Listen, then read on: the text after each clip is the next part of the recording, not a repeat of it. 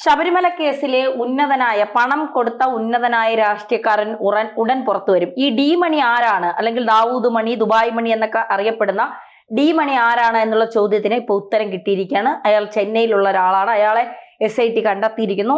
അയാളുടെ മൊഴിയെടുക്കാം. അയാളെ ഫോണിൽ വിളിച്ച് കിട്ടിയിട്ടുണ്ട്. അയാൾ എല്ലാ സത്യവും പറയാൻ തയ്യാറെന്നാണ് പറയുന്നത്. അയാളുടെ വായിൽ നിന്ന് വീഴുന്ന സത്യം ഒരുപക്ഷെ CPM-നെതിരായിട്ടായിരിക്കില്ല, കോൺഗ്രസിനെതിരായിരിക്കും.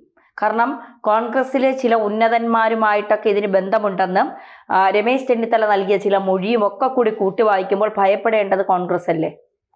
ഇതിനകത്ത് ഈ അന്വേഷണം വേറെ ഘട്ടത്തിലേക്ക് എത്തിയിരിക്കുകയാണ്. ഈ അന്വേഷണം സത്യസന്ധമായിട്ട് നടന്നാൽ ഇതിനകത്തൊരു വഴിത്തിരിവ് തന്നെ ഉണ്ടാവും. ഇപ്പം മൊഴി വെളിയിൽ വന്ന് വ്യവസായി അല്ലെങ്കിൽ പ്രധാനപ്പെട്ട മുൻപിലത്തെ ആഭ്യന്തരമന്ത്രിയും അല്ലെങ്കിൽ പ്രതിപക്ഷ നേതാവും അത്തരത്തിൽ വലിപ്പമുള്ള ഒരു രാഷ്ട്രീയക്കാരന് പ്രമുഖനുമായിട്ടുള്ള രാഷ്ട്രീയക്കാരൻ്റെ കെയർ ഓഫിൽ വന്ന ഒരു പരാതിയുടെ മൊഴിയുടെ അടിസ്ഥാനത്തിലാണ് ഡി മണി എന്ന് പറയുന്ന ആളിനെ തിരയേണ്ടി വരും, അന്വേഷിക്കേണ്ടി വരും. ഞങ്ങൾ അന്വേഷിച്ച് അതിനകത്ത് കഴമ്പൊന്നും ഇല്ല എന്ന് കണ്ടെത്തി ഏതെങ്കിലും ഒന്ന് പറയണം. കഴമ്പുണ്ട്, കഴമ്പില്ല, ഈ രണ്ടിൽ ഏതെങ്കിലും ഒന്ന് പറയണം. അപ്പോൾ ഡി മണിയെ കണ്ടെത്തി, ഡി മണിയെടുത്ത് മൊഴിയെടുക്കാൻ വന്നാട്ടെ എന്നുള്ള രീതിയിലേക്കുള്ള കാര്യമായി ഇപ്പോൾ നമ്മൾ കാണുന്നത്. ആദ്യം അങ്ങനെ ആയിരിക്കും, മൊഴിയെടുക്കാൻ വന്നാട്ടെ, നിങ്ങളെ കുഴപ്പക്കാരനാക്കി അറസ്റ്റ് ചെയ്യുമെന്ന് നമുക്ക് വിചാരിക്കാം. അപ്പോൾ ഇദ്ദേഹം ഡി മണി അല്ലെങ്കിൽ എന്താ പറയുന്നത്, ദുബായ് മണി അല്ലെങ്കിൽ ദാവൂദ് മണി, പുള്ളിക്ക് നല്ല അലങ്കാര പേരുകൾ. കാരണം ഇതുപോലെ കള്ളക്കടത്തുകാരന് ഇത്തരത്തിലുള്ള പേരുകൾ അവർ തന്നെ ഒരു കേട്ട് ആശ്വസിക്കുന്ന, അല്ലെങ്കിൽ അത്തരത്തിൽ പറയത്തില്ലേ, എനിക്ക് ആ മണി എന്നുള്ള പേര് മതിയെന്ന്. അപ്പോൾ അതവിടെ കിടത്ത്.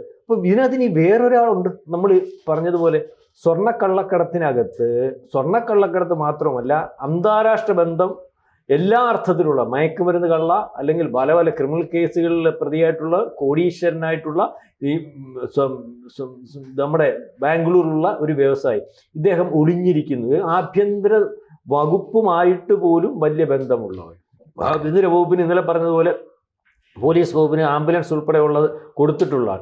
ഇയാളെ ഇപ്പോഴും മറച്ചു പിടിച്ചിരിക്കുകയാണ്. ഇയാൾ മൊഴിയിൽ വന്നിട്ടുണ്ട്, ഇയാൾ ഇതിനകത്ത് ഇടപെട്ടിട്ടുണ്ട്, ഇയാൾ ഇതിനകത്ത് കടൽ കടത്തുന്നതിന് ഉൾപ്പെടെയുള്ളതിന് അങ്ങനെ ചെയ്യാൻ സാധിക്കുന്ന അല്ലെങ്കിൽ അത്തരത്തിൽ ബിസിനസ് ചെയ്യുന്നവനാണ്, അതുപോലെ ബന്ധമുള്ളവനാണെന്ന് ഒക്കെ വരുന്ന ഒരു അവസ്ഥയിലേക്ക് കാര്യങ്ങൾ പോകുന്നുണ്ട്. അപ്പം നമ്മൾ പറഞ്ഞു വന്നത്, ഇപ്പം ധന്യ പറഞ്ഞു വന്നതുപോലെ ഈ കേസ്, ഇപ്പം ഈ കേസിനകത്ത് സുനി എത്ര പറഞ്ഞാലും ഈ കേസിനകത്ത് എന്തൊക്കെയോ എവിടൊക്കെയോ അതൊക്കെ ഒന്ന് ഒഴിവാക്കി പാകം, അല്ലെങ്കിൽ അത് ഇത്രയൊക്കെ മതി, കൂടുതൽ വലിപ്പത്തിലാക്കണ്ട, അല്ലെങ്കിൽ അതിനകത്ത് അന്വേഷണം വന്ന് എങ്ങനത്തെ ഒരു സംഭവം നമുക്ക് ഫീൽ ചെയ്യുന്നുണ്ട്.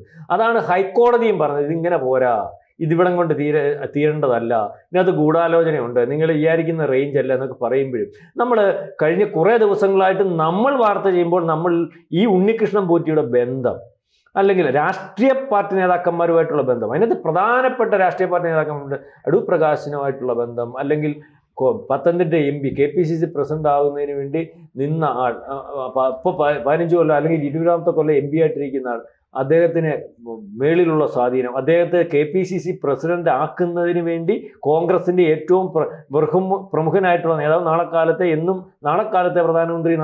പ്രധാനമന്ത്രി എന്നിരിക്കുന്ന രാഹുൽ ഗാന്ധി ശുപാർശ ചെയ്തു. പിന്നെ ഇവിടുത്തെ ഗ്രൂപ്പിനകത്തെ പ്രശ്നവും ചില സുധാകരനെ മാറ്റുന്നതിന് സുധാകരൻ്റെ ചില നിർബന്ധം പിടിച്ചുകൊണ്ടാണ് മറ്റേ അദ്ദേഹം ആയതെന്ന് പറയുന്നത്. അതോടെ ഇരിക്കട്ടെ. അപ്പം ആ സ്വാധീനം, അപ്പം ഇതിനകത്ത് ഞാനീ പറഞ്ഞു വന്നത്, ഇത് പപ്പനി തീരത്തില്ല. പപ്പനൊന്നും അല്ല ഇതിൻ്റെ മെയിൻ, അല്ലെങ്കിൽ നമ്മൾ പറയും നെടുന്തൂണ്, അല്ലെങ്കിൽ പപ്പൻ പറഞ്ഞ 2018 അല്ലെങ്കിൽ പപ്പനിരുന്ന കാലയളവ് 17 തൊട്ടോ അല്ലെങ്കിൽ 18-19 കാലയളവിന് അപ്പുറം ഒരു തുടർച്ചയായിട്ട് നടക്കുന്ന കൊള്ളയും അല്ലെങ്കിൽ അത്തരത്തിലുള്ള കാര്യത്തിനകത്ത് പപ്പൻ കൂടി നിന്നു കൊടുത്തിരിക്കുന്നത്. 2025 വന്നപ്പം പ്രശാന്തിന്റെ പേരിൽ പോലും ഈ ആരോടെ നിൽക്കുകയാണ്.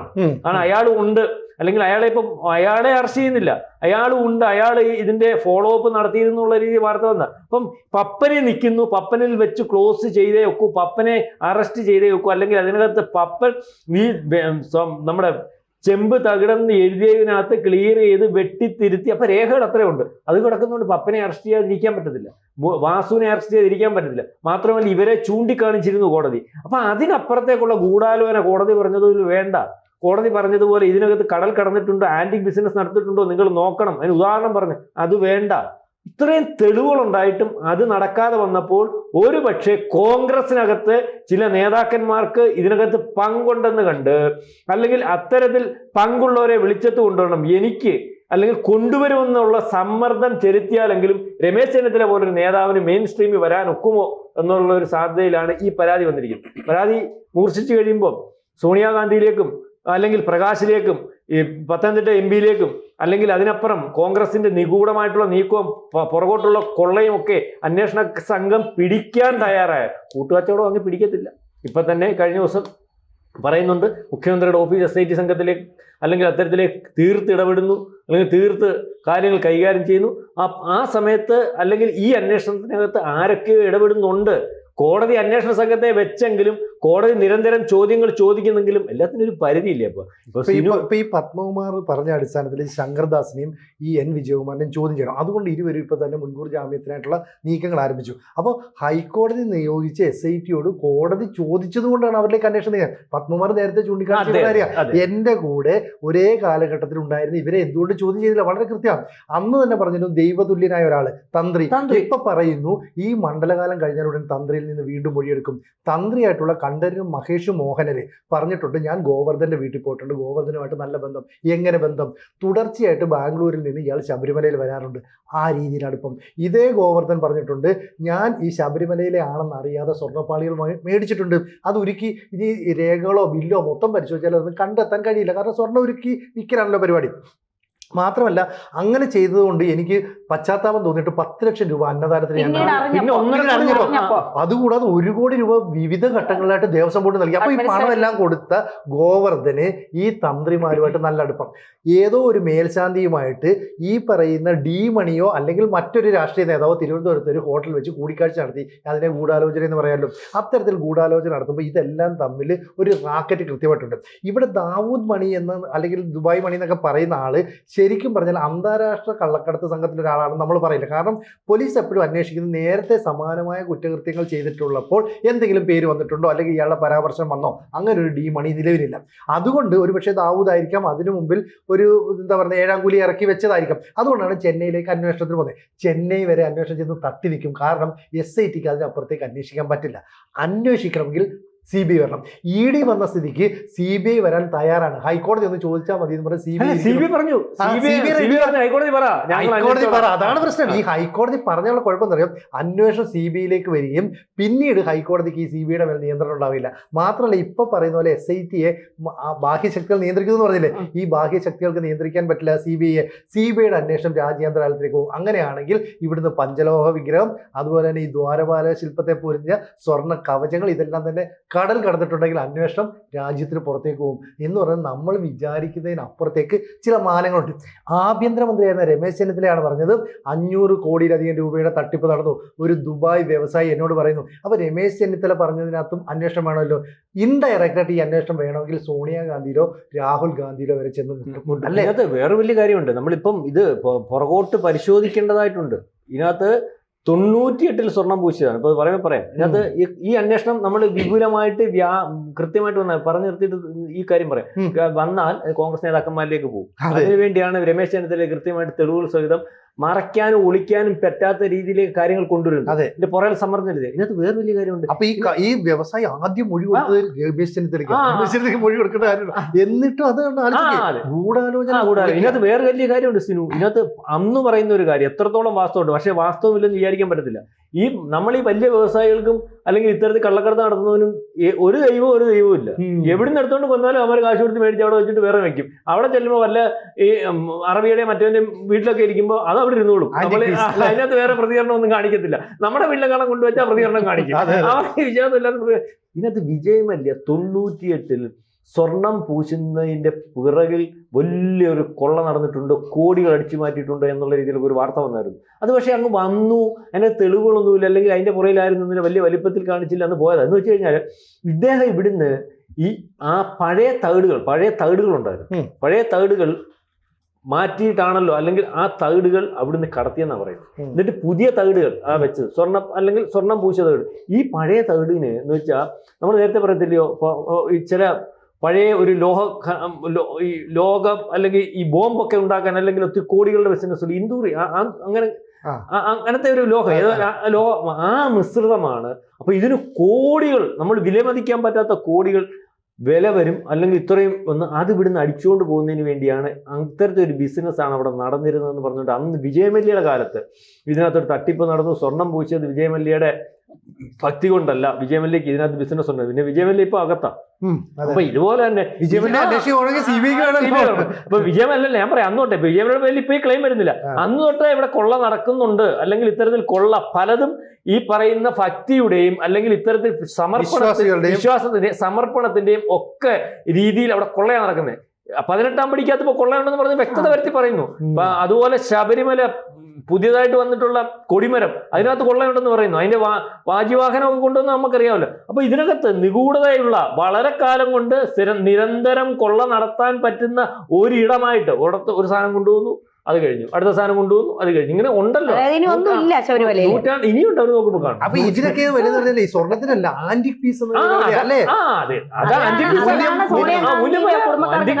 ആന്റി പീസ അതാ അവിടെ ഓരോന്നോരോന്ന് ഇരിക്കുക, ഓരോന്നോരോന്ന് കൊണ്ടുപോവാ, അറിയത്തില്ലേ? അപ്പം കൊണ്ടുപോവാ. അപ്പം ഇതിനകത്ത് ഈ മണിയെ പിടിച്ചാൽ പോരാ. മണിയെ പിടിച്ചു, അന്വേഷിച്ചു, മണി തീർന്നു. ഞാൻ ചോദിച്ചോട്ടെ, നമ്മൾ മുമ്പേ ഒരു കാര്യം പറഞ്ഞു, ഇപ്പൊ 2 ഗോവർദ്ധനെയും അല്ലെങ്കിൽ വേറെ സ്മാർട്ട് ക്രിയേഷൻസിന്റെ ആളിനെ അറസ്റ്റ് ചെയ്യുമെന്ന് പറഞ്ഞില്ലയോ? എന്ന് വെച്ച് കഴിഞ്ഞാൽ അവിടെ കൊണ്ട് സ്വർണം കൊടുത്തു, അവൻ മേടിച്ചു, അല്ലെങ്കിൽ ഉരുക്കി കൊടുത്ത സ്വർണം, അതിന് വേറെ അവിടുന്ന് വേറെ സ്വർണം കണ്ടെത്തി എന്ന് പറഞ്ഞാൽ അവന്റെ കസ്റ്റഡിയിൽ നിന്ന് അത്രയും ഗ്രാം സ്വർണം തിരിച്ചെടുക്കുക. അത് അങ്ങനെ നടക്കത്തുള്ളല്ലോ. ആ സ്വർണം കയ്യിൽ നിന്ന് പോയി കാണും. അയാൾ സ്വർണം മേടിച്ചെന്നല്ലേ ഉള്ളൂ. അപ്പൊ അയാളെ അറസ്റ്റ് ചെയ്യണമെങ്കിൽ അയാൾ ഇതിനകത്ത് അറിഞ്ഞോ അറിയാതെയോ ആയിക്കോട്ടെ, അറിഞ്ഞോ അറിയാതെയോ അറസ്റ്റ് ചെയ്യാൻ പറ്റും, നിയമമുണ്ട്, വിവേചനാധികാരം ഉദ്യോഗസ്ഥന്റെ. ഇത് ഈ അറിഞ്ഞോ അറിയാതെയോ എന്നുള്ള രീതി വെച്ച് തന്ത്രി എപ്പോഴും അറസ്റ്റ് ചെയ്യാമല്ലോ.